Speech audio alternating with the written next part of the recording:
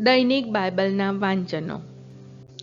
તારીખ 14 જાન્યુઆરી 2026, સામાન્ય કાળના પહેલા અઠવાડિયાનો બુધવાર.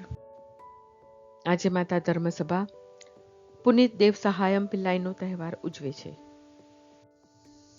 પહેલું વાંચન શમુએલના પહેલા ગ્રંથમાંથી અને શુભ સંદેશનું વાંચન સંત માર્કકૃત ગ્રંથમાંથી. પહેલું વાંચન શમુએલના પહેલા ગ્રંથમાંથી અધ્યાય 3, કલમ 1-10 અને 19-20. શમુએલને હાકલ. આમ બાળ શમુએલ એલીની દેખરેખ નીચે પ્રભુની સેવા પૂજા કરતો હતો. એ દિવસોમાં પ્રભુની વાણી જવલ્લે જ સંભળાતી અને દિવ્ય દર્શન પણ બહુ થતા નહીં. પણ એક દિવસ રાતે એલી પોતાની હંમેશની જગ્યાએ સૂતો હતો. તેની આંખે ઝાંખ વળી હતી અને તેને ઓછું દેખાતું હતું. શમુએલ પ્રભુના મંદિરમાં જ્યાં ઈશ્વરની મંજુષા હતી ત્યાં સૂતો હતો. ઈશ્વરનો દીવો હજી રાણો થયો ન હતો. એવામાં પ્રભુએ તેને બૂમ મારી અને જી આવ્યો એમ કહેતો શમુએલ એલી પાસે દોડી ગયો અને બોલ્યો, તમે મને બોલાવ્યો ને? હું આ રહ્યો. એલીએ કહ્યું, ના, મેં તને બોલાવ્યો નથી. પાછો સૂઈ જા. આથી તે જઈને સૂઈ ગયો. પ્રભુએ ફરી શમુએલને બૂમ પાડી અને તે ઉઠીને એલી પાસે જઈને બોલ્યો, તમે મને બોલાવ્યો ને? હું આ રહ્યો. એલીએ કહ્યું, મેં તને બોલાવ્યો નથી બેટા, પાછો સૂઈ જા.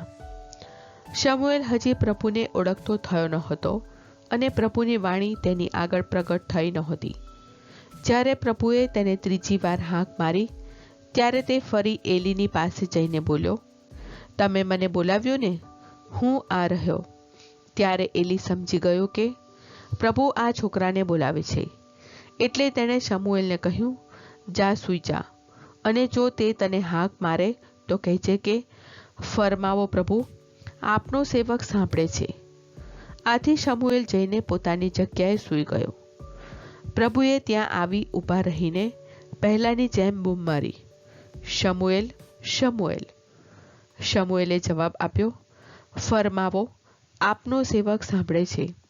આમ શમુએલ મોટો થતો ગયો અને તેને પ્રભુનો સાથ હતો. પ્રભુ પોતાના એક પણ વચનને મિથ્યા થવા દેતો ન હતો. દાનથી બેરશબા સુધી આખા ઇઝરાયલમાં સૌ કોઈ પ્રભુના અધિકૃત પૈગંબર તરીકે શમુએલને સ્વીકારતા હતા. શુભ સંદેશનું વાંચન સંત માર્કકૃત ગ્રંથમાંથી અધ્યાય 1, કડી 29-39. મંદવાડ મટાડ્યા. પછી સભાગૃહમાંથી નીકળીને તેઓ યાકોબ અને યોહાનને લઈને સિમોન અને આંદ્રિયાને ઘેર ગયા.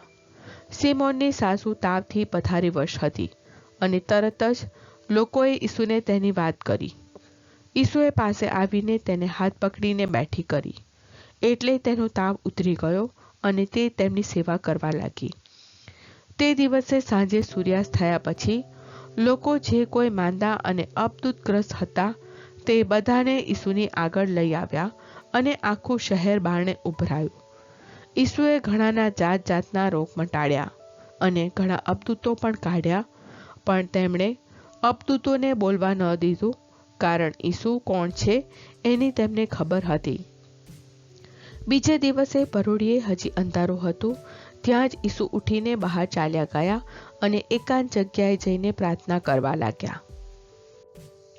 પણ સિમોન અને તેના સાથીઓ તેમને શોધવા નીકળી પડ્યા અને મળ્યા એટલે તેઓએ તેમને કહ્યું, બધા આપને શોધે છે. ઈસુએ કહ્યું, ચાલો આપણે બીજે જઈએ, બાજુના ગામડામાં જઈએ. મારે ત્યાં પણ શુભ સંદેશની ઘોષણા કરવાની છે. હું એટલા માટે જ આવ્યો છું. અને તેઓ આખા ગાલિલના પ્રદેશમાં યહૂદીઓના સભાગૃહોમાં ઉપદેશ કરતા અને અપદૂતો કાઢતા ફરવા લાગ્યા. આ પ્રભુની વાણી છે, તે આપણો આધાર છે. પ્રાર્થના. ઓ મારા પ્રભુ ઈસુ, હું મારા પાપો માટે પસ્તાવો કરું છું. મારા પાપો માફ કરો. મારા હૃદયમાં આવો. હું તમને મારા પ્રભુ અને તારણહાર બનાવીશ. આમેન. પ્રભુ તમને સુખી રાખો અને તમારી સંભાળ રાખો. પ્રભુની તમારા ઉપર કૃપા દ્રષ્ટિ અને મહેરબાની હો. પ્રભુની તમારા ઉપર પ્રસન્નતા હો અને તે તમને શાંતિ બક્ષો.